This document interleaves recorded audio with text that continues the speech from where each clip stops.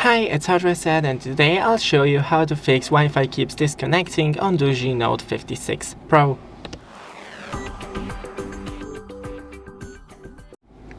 So first, open the settings, and right here you can find the network and internet. Select internet. Now you're in Wi-Fi settings.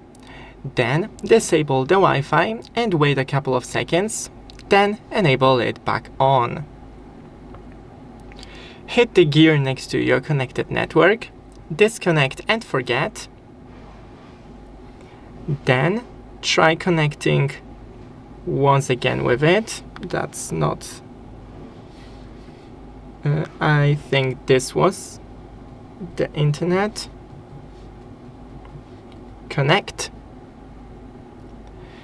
Then you can scroll down to network preferences,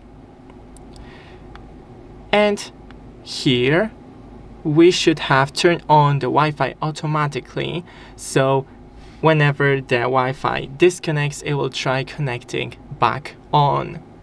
Also, you can try restarting your phone and the router.